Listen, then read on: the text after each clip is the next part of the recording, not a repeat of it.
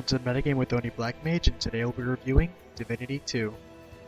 Divinity 2 is a real-time action RPG that utilizes random attribute loot drops, a simple enchantment system, and skill selection for reasonable character customization.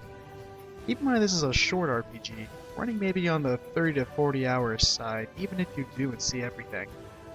Now, like a PC game, you can save as often as you like, as many times as you like, but there is no New Game Plus. Missables are fairly inconsequential, as everything in this game is pretty much loot and skill based. But to get you started off right, in the first half of the game, before you get your battle tower, try not to spend too much money, because after you get the battle tower, you're going to need to spend a good bit of money to make the most of it. Initial class selection doesn't really matter, it only gives you a bonus to a relative defense and a starting weapon, so feel free to pick whatever you want. You can choose to fight however you want, it really doesn't matter.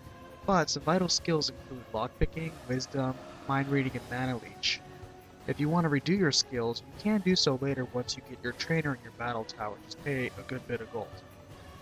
Now, you want lockpicking because there are locked containers everywhere, and putting 2 to 5 in it as fast as possible is essential. By end game, you're going to need to be level 35, or maybe 34, and you'll need to get there by getting as much experience as possible, so wisdom helps out a lot.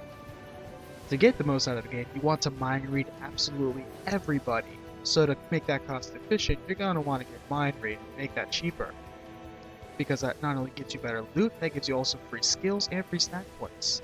Finally, because everything you use will cost mana points, it's a good idea to put even just 1 point into mana leech just to get the excellent payback.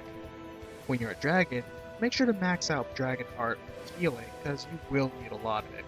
Don't forget you can also assign and use potions while you're dragging to make the most of that too.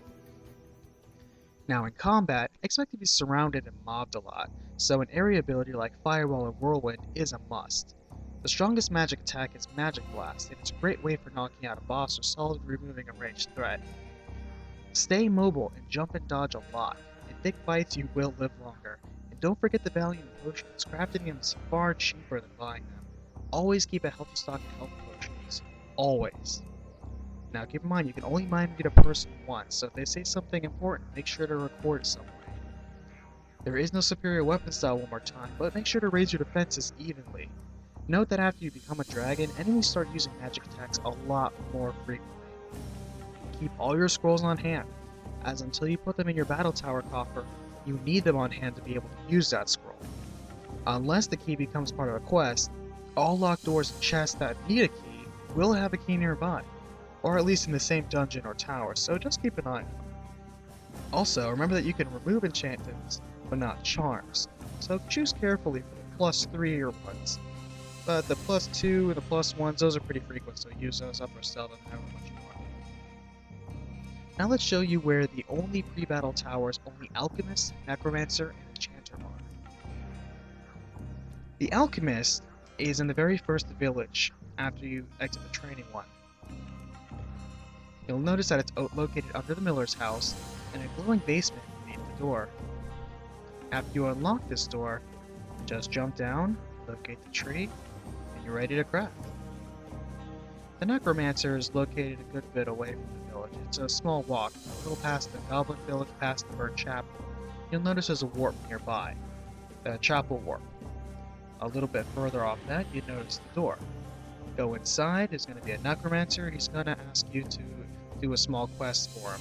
The 4 creatures he wants you to kill and get the Crystal Skull are actually located not too far from the Fortune Teller, right about to the far west side of the entire map. There's going to be a mine there with 4 creatures you're going to need to kill.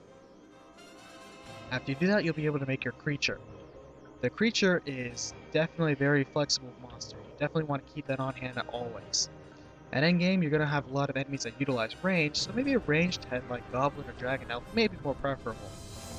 Now keep in mind the only enchanter is all the way in the northwest corner of the map, so thankfully there's a fast warp travel there, but you still have to walk there and initiate. Hopefully this helps to make your Divinity 2 experience a little bit more enjoyable. Thanks for watching and have a great game.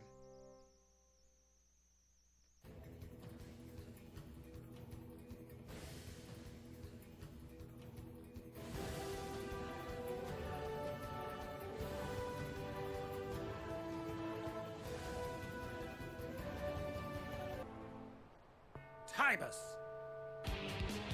Rock them! Kobolers! Greta! Plat!